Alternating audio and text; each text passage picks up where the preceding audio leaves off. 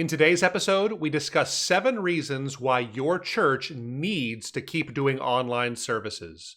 We hope this conversation helps your church reach more people and grow. This is the Reach Right Podcast. Well, hey guys, welcome to the Reach Right Podcast, episode number 49. I am your host, Thomas Costello, and with me, as always, is my co-host, Ian Hyatt. There, I beat you to it. Ian Hyatt. I'm just so used to saying that. Here I am. Hey. There he is. Got a good topic today, Ian. We're going to be talking about 7 reasons why your church should keep doing online services. We think it's important for churches to keep doing them, and we have 7 reasons why we think that's the case. Full disclosure, my church has to keep doing online services because we still can't meet in person. So that's the way things are here. But you're a rarity right now. I would say, you talk to a lot of churches. How many, are you still talking to some that aren't meeting at all in person? I'd say in the last few weeks, about 90% are in person. Yeah, I would think so. And then there's still a small handful that are waiting, but yeah, 90%. So that's why I say you're a rarity.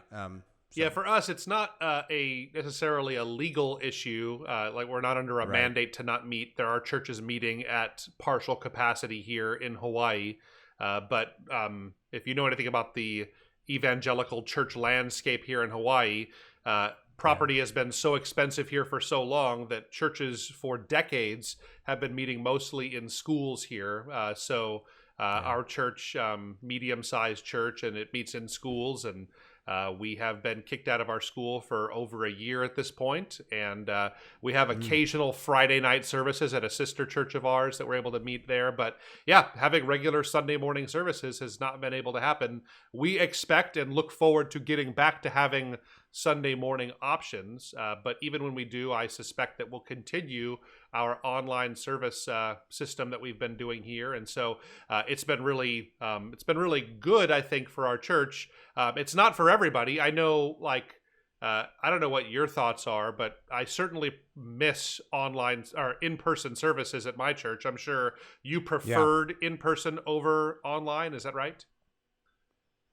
Oh, absolutely. And we've talked about that before, of course, but yeah, absolutely, Thomas. I definitely am old school that way. I guess if you want to call it that way, I prefer in-person services. And as you know, we've been back in person for a while now at our church, we have the luxury of owning our own building and all of that, and don't have the same challenge there. But I prefer the assembly of the saints in person. I'm right there with you. So I personally prefer that, but I will say that I'm warming to the idea that it could be acceptable that other people don't prefer that. There may be, and we'll talk more about this in some of our 7 reasons here today. There is a good reason that we could possibly think of online services as being co-equal, if you will, to in-person services. I guess you could say I'm on the fence on that. I think that there's all kinds of challenges that poses of how we disciple people in these ways, and if it's as easy to disciple people in online formats as it is in in-person formats. But that's for another podcast. We'll tackle that then. Why don't I kick it off here? I'll hit the first reason why you should keep doing your church services online, even if you're doing in-person services. Number one is you've already made the financial investment. I think that that's not getting back. You're not getting that money back. You can't sell it for what you paid for it. You've put out probably a lot of money when the pandemic started. In kind of what we've seen is that most churches at the start of the pandemic, they made a big investment in video equipment, audio equipment, lighting equipment for making a studio.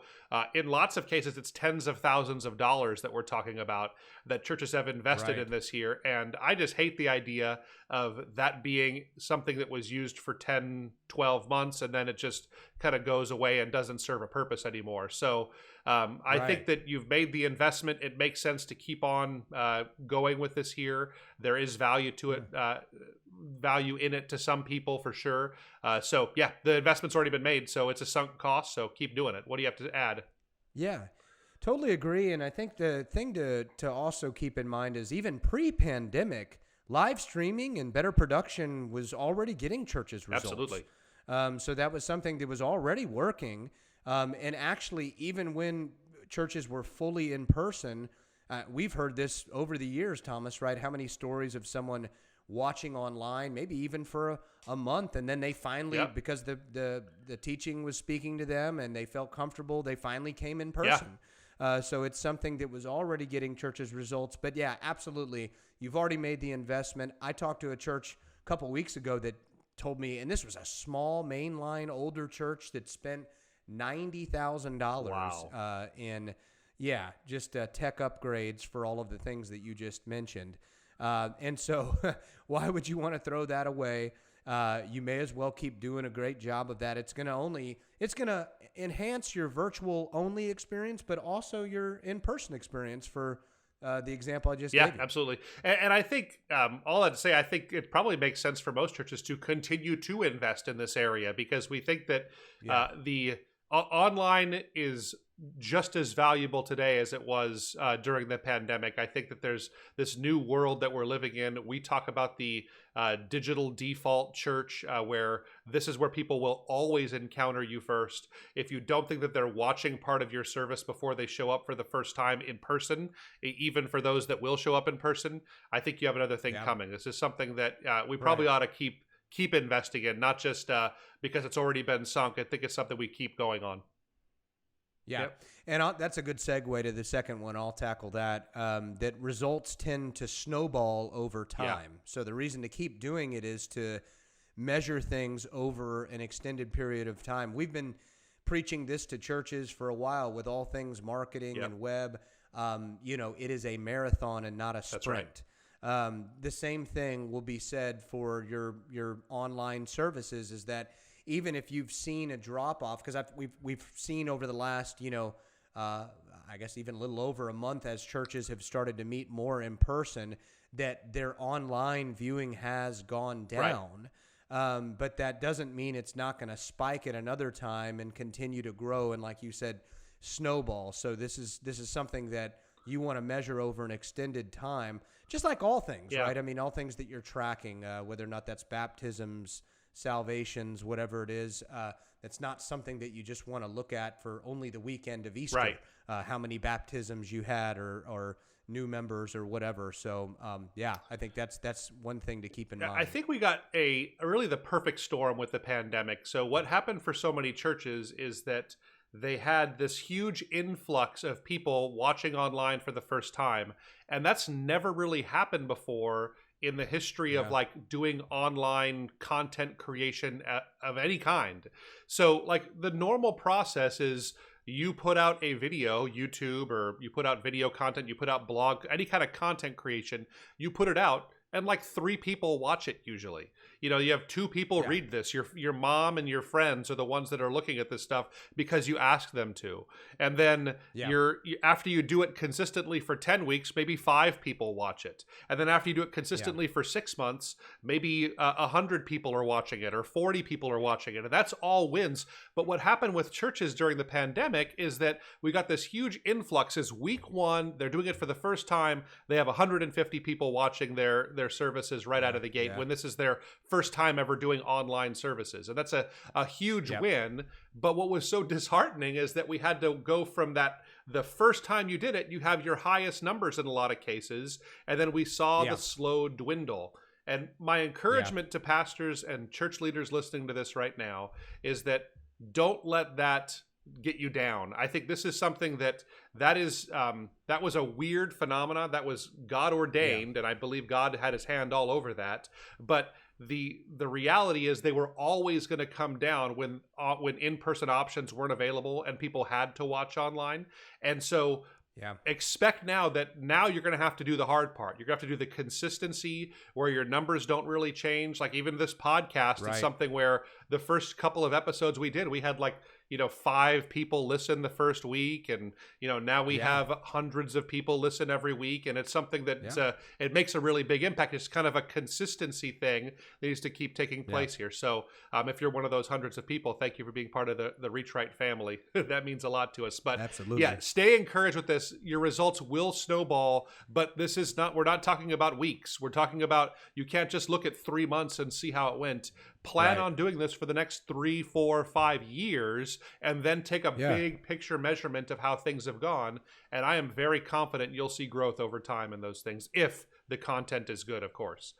So that's good. what really matters. Yeah, definitely.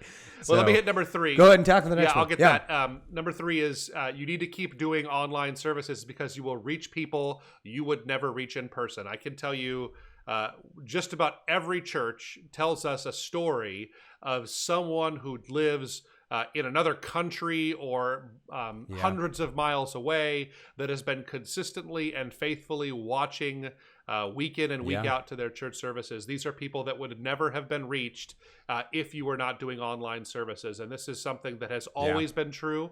Nothing to do with the pandemic. We've heard these stories for years and years. And I think it's really powerful. I'm convinced that when we have this great commission to go into all the world and preach the gospel, I feel like this is the way that we'll be able to do that. I'm all for world missions and actually going to third world countries, but I can't tell you how many times I hear people from third world countries are hearing the gospel, sometimes for the first time, because they're getting onto a church's website here in the United States or some English speaking country that we serve here. So it's pretty amazing to see that. So what do you have to add? Oh, you just reminded me of what I heard years ago. I heard this probably 8 years ago from a pastor that was so excited about getting his sermons on his website and getting video up there. He said that a guy wrote in from Afghanistan saying that thank you so much for your messages. I was watching the last 2 weeks and in my apartment, and my friend who was a Christian ended up baptizing me in the bathtub so that we didn't get stoned or put to death out in public. Because obviously he was in an area that was very anti Christianity and so on. But that was like the biggest news. That was the biggest blessing to that pastor, was even though this guy would never be a physical member, he accepted Christ, and that happened because of doing online services. So you think about those guys, you think about people out of state, maybe, and then you think about like that shut-in person. Of course, we've seen that for years. That that older person that just can't physically come, and then people that will continue to. Like you said, remain virtual and maybe prefer that. I think there was, maybe you remember this, I think there was a time where we were worried that shut-ins wouldn't be able to handle the technology that goes along with this. I think that's kind of, I think that the generation now that is getting older, getting up there in the years, maybe not as, don't have the kind of mobility that they used to have. They are kind of people that still use technology in the workplace at the end of their careers and a lot of times. And so, I don't know, I think we've been doing this for so long, Ian, that like 12 years ago, people that were shut-ins, they needed to have cassette tapes delivered to them and that kind of stuff. But that's not the case anymore. Would you agree? No. Yeah, my father-in-law has a smartphone. Now, he had a flip phone up until about a year and a half ago, and then my wife taught him how to use his smartphone. And now, not only is he doing all sorts of stuff on his smartphone, he follows my son's baseball games when he can't physically come see that from an app that gives the score and play-by-play. So he's religiously following that on an app. So, and he's in his late 70s. There you go. So I think anybody. So there's a good. Anybody can do it nowadays. That's good. So hit number 4. Good. Well, yeah, the next generation wants online options. So let's just transition from the older demographic we were just talking about to the younger one. I mean, we know that it still is the case that the younger generation will rely upon technology more than the older generation, for sure. And so that's definitely, hasn't changed, even though the older demographics following much more and doing much more online. But they're going to want that option. They're used to media from the fingertips on their phone all day long, whether or not it's social media, and so on. So I think they're going to want to prefer this. We also know now the younger generation does not attend physical church regularly, and this was pre-pandemic again. Maybe twice a month was considered a committed member, and a lot of that would be the millennials and Gen Zers. That maybe came that often, and they're going to want to catch that message maybe from their phone on the weekend they couldn't make it or whatever. Yeah, I caught an episode of Church Pulse Weekly, great podcast out there. I caught an episode a couple of weeks ago where they talked about there was a the younger the generation, the less likely they are to attend church in person. We knew that already. That was, the boomers attend more than Gen X attends more than the millennials attends more than Gen Z. And it was the exact inverse when they talked about openness to online services, to going to church online. Gen Z was very open to it. Millennials were somewhat. Gen Xers were kind of open to it. Boomers generally not very open to the idea of going to online services there. So I think that there is if you're serious about reaching the next generation, having options for them to connect and make connection online, I think that really makes a lot of sense. Now, we'll be the first to tell you that if your experience is completely online, then you need to give people options. I think Gen Z, especially millennials, they are looking for places to connect with real people, a lot of times in smaller groups. So you need to have these things in place for them. But an online Sunday morning experience, I really think there's nothing wrong with that. It's something we should pursue for people. So they're very open to it. Yeah. That's good. Number 5, let me hit that one. In-person attenders want options when they're away. So people that would normally come, they would want to be there on Sunday mornings. They are traveling more and more nowadays. You and I both have kids that are in sports that used to be when we were kids. Sports didn't happen on Sundays; it was for church, and not the case anymore, right? So especially when you get in, got a tournament this weekend on Sunday. Exactly, yeah. So same kind of stuff that we're experiencing. Well, when sports come back post-pandemic for us here in Hawaii, but we expect to be back in that place soon. But there's all kinds of reasons for it. I've seen people kind of suggest that while good attendance used to be missing maybe 1 or 2 weeks a year, missing 1 or 2 weeks a month is still good attendance. If you're only showing up 2 or 3 times a month, that's great attendance for a lot of people at churches nowadays because of all the options and commitments and things that happen and travel and all that stuff there. So what is great is online options lets people stay connected when they cannot be there for whatever reason that is. And I think that's just becoming more and more valuable. Yeah, and not much more to add there, just that I think that just giving the option is good. People are traveling. We're in the summertime right now, right? So there's vacations. Pre-pandemic years ago, we would have churches that would really want to get online services going, particularly in the summer, and getting their website up to date because that's when people are traveling. And so there's all kinds of reasons, and why not have the flexibility and the options? I mean, to be able to give people that. Because they need it. They need it for convenience and everything else. And I can't see there being any harm in that. Yeah, so absolutely. Yeah, good. So 6 here I'll get to, and that's that people can have a genuine, life-giving relationship online. Yeah. And so here's where we could get a little bit, I don't know if controversial is the right. There could be a lot of difference in opinion on this. I consider myself more old school, like I said, and want to be, I'd love to fellowship in person. I like to go to church in person, even though I use technology regularly. And I think you and I both would prefer that. And there's just more to that. But, I mean, I've made friends online. That's completely normal now, to where if someone finds me through a friend of a friend on Facebook or whatever, and I've communicated with them online and maintain some closeness, even though I consider it probably not the same as a personal relationship. Yeah. How long has it been since you and I have seen each other in person? 4 years, maybe, something like that. We've been face to face. It's been a while.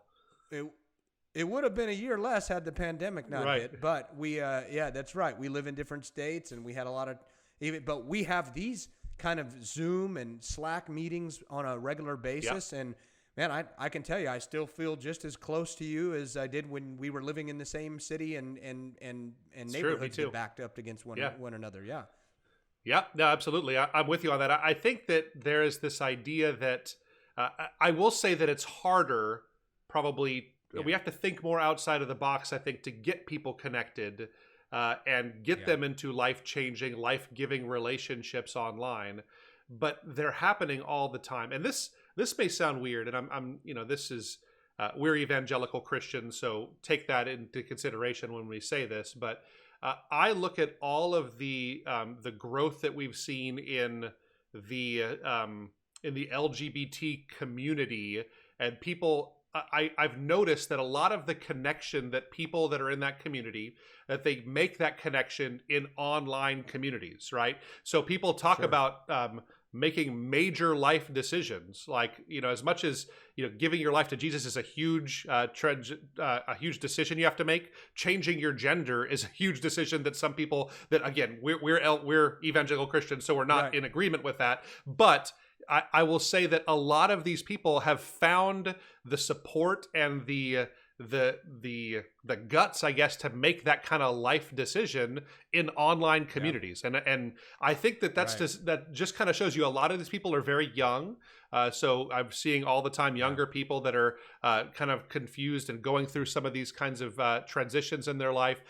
It's really interesting to me to see the way that they have kind of surrounded each other in online communities. So I think that there's something to learn, especially the way young people connect. You cannot tell me that they're not getting life-giving, life-changing, foundational relationships. They're not happening in online communities nowadays. So I think that there's a lot that we can grow in this. And so that should be an encouragement to us that the potential is out there. Now, I am not saying that if you just put 90 minutes of content online once a week, that you're going to be able to create real life-giving relationships and life change. It needs to be more thought out than that. But I think that if we are willing to pay the price and go deep on this and really work hard at building online communities, this can be done. Like you, it was a perfect example what you said. You and I and our relationship, and I think our whole team at Reach Right. I haven't seen anybody on our team at Reach Right in person in at least since the pandemic, but I haven't felt like we've missed a beat with our relationship at all. So it's something that I think churches can really run with, but you really need to be intentional about it and find ways to have regular communication. Here's the one thing that I found. I heard this from Tim Keller. It was really interesting. He was commenting on how the online format as it is today, it's really good for top-down communication. So pastor preaching to large groups of people, but it's not great for this kind of relationship, the interactive side of things. And that's where so much of the life of the church happens, right? Like, it's one thing you listen to your pastor. I know you go to a large church and you listen to your pastor and he gives great messages. You have a great worship experience. But to really grow, it's what happens in small groups. It's what happens in the foyer. It's the interactions you have in children's ministry. It's that thing that when we were kids, or when I was a kid, that we would stick around at church after church for like 45 minutes every time. And I would be begging my mom, let's go, please. I'm so tired of I want to eat lunch. And mom would be stuck talking to everybody there at church because that's just the way that it is. So that's not as easy online, like, because you don't have that time that people can hang out, and it's not as comfortable usually to type it into the chat. Hey, how are you doing today? And like kind of doing a type fest back and forth there. So there's lots of challenges, but I don't want the church leaders that we serve to throw this out and dismiss online relationships as being second class to in-person relationships. I think that this is something we need we probably need to really think through, and we haven't found that perfect model to do this just yet. So, all right, rant over. That's all I have to say about that. What do you have to add? Oh, that's good. I have a couple of just examples that came to mind. No, that's all good stuff you shared, Thomas. But so first of all, my daughter's 12, and she does a bit of online gaming, plays Minecraft. And we're, of course, careful with, we want to understand and know who she's connecting with. But this is something where people can join from all over the place. Like, so she has someone that she feels close to in the UK that she'll probably never see. But they join regularly and know stuff about each other. Now, again, you, as a parent and everything, you should be very careful to know who's on there. And we all know there's some danger there and all of that. So that's a whole nother topic. And we're careful about that. But the interesting thing is that, and while we, everything in moderation is how we roll, right? So we make sure that she doesn't sacrifice her in-person relationships, her friends that are in the neighborhood or that she goes to school with, for these online relationships. And so there's a balance to all of this, but The other example that came to mind is the same thing with my son who plays Fortnite. He was playing with a kid that lived probably 30 minutes away from us, and he's 10, and so he's playing with this guy, and they for months were playing, and then all of a sudden, as things started to loosen up out of the pandemic, this was over the pandemic. Him and this other little buddy of his, they wanted to meet in person. So they hadn't met before. So you're saying. They had not met before, and then they ended up wanting to actually schedule a play date to swim, and they did that, and it was a really interesting thing. So on the flip side, yes, you can have genuine relationships that are life-giving online, but I did think it was interesting that even a 10-year-old kid and these kids that are in virtual La-La Land these days still wanted that personal, even with being online, wanted to try to connect in person. So I think that's still well telling, said. I'm right? still there too. So I'm still totally there. I desperately cannot wait to have a Sunday morning worship experience at our church again. We're very excited about that. I just know that I think especially for people that don't have a history of being involved in church, or they don't have a relationship with Jesus, this is a much more approachable place, and maybe there's going to be people that have their initial life-giving community happen online. That could be a possibility. I don't see a lot of good examples of that happening all the time consistently yet, but I think that really is the future for a lot of churches right now. So we can one last thing I'll say to that end is I gave non-church examples with my kids and everything. So what you just said, I think, is a really good thing to close on this point, is that it is different when people are, like you said, if someone is unchurched or they maybe haven't been to church in a while, there's a lot more apprehension that they have to get physically connected to a church compared to playing an online video game. So absolutely, it's a different story when we're talking about God and spirituality. So I think I'm glad you touched upon that. Yeah. But the examples we gave, the non-church examples, still show how this relationship building can happen. Yeah, definitely. So, all right, let me finish us off with number 7. Online services, they actually level the playing field for smaller churches. And let me explain what I mean by this is that there's so much that money can bring to a church experience, and larger churches. I know your church, I'm sure, when you guys just built that amazing building you put up there, and I don't know what the sticker price on that was, but it was millions and millions of dollars, right? But money that most churches won't ever see. And it makes for a really great in-person experience, whereas smaller churches can sometimes, they can do things with smaller budgets, and there's all kinds of ways to do that. But there are a lot of just limitations when you're a smaller church and resources that you lack, that doing an in-person service, it can be really hard. You turn that all on its head when you get into online services. Is for smaller churches, you already made some kind of an investment in this, and really you can produce really great content that can be life-giving on a very small budget. There's fantastic YouTubers out there that are able to create great YouTube content that have just their phones that they're doing it with, or they're just using a small DSLR camera. They have $1,500 of camera equipment and sound equipment, and they're doing the whole thing off of that. Now, it takes a certain level of talent to do that kind of stuff, and that's something that we all need to grow in, is getting better at talking to cameras. I know you and I have grown at that in this time doing the podcast. We didn't do a lot of camera talk like this here, and so it's been something that everybody can grow in. But it really does serve this purpose of it makes it so that smaller churches can have just the same level of reach as some of the largest churches in the world, and I think that's really something to be excited about. What do you have to add?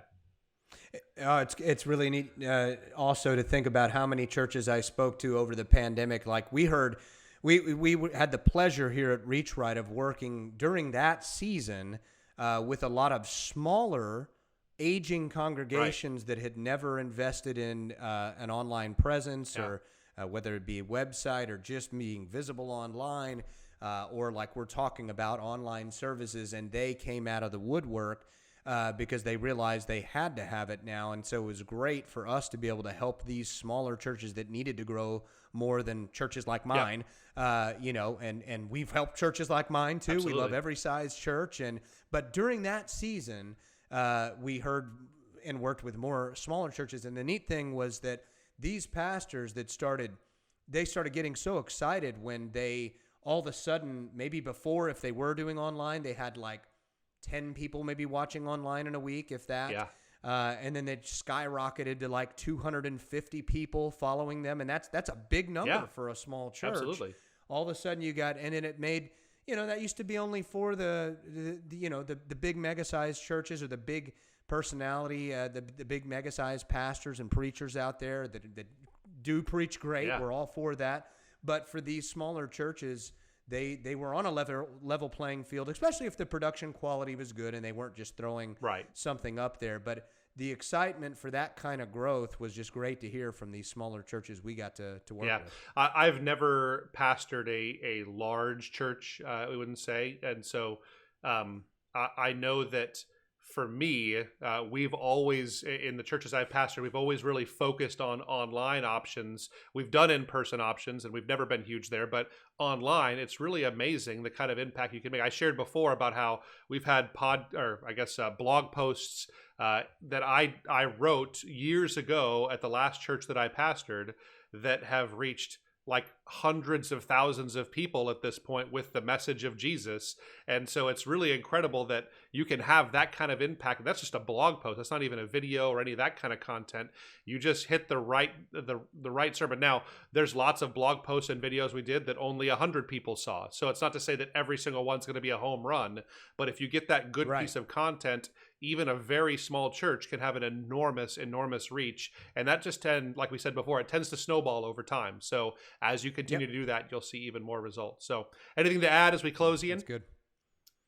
No, I think hopefully this was helpful to a lot of pastors, ministry leaders out there and our listeners. I think it just is an encouragement because we are transitioning right now into this post-pandemic, and thank God for churches coming back in person and things getting more back to normal. And so we're very excited about that. But I think this is hopefully timely for many pastors that are considering, how much do we continue to invest or do with online? And I think hopefully we've encouraged pastors to keep that up. Yeah, I think that's a good thing to finish on, is just if you are looking at your results right now and it looks like it's been kind of a downward slope since March of last year when you started doing online services for the first time, you're looking at too short of a time horizon.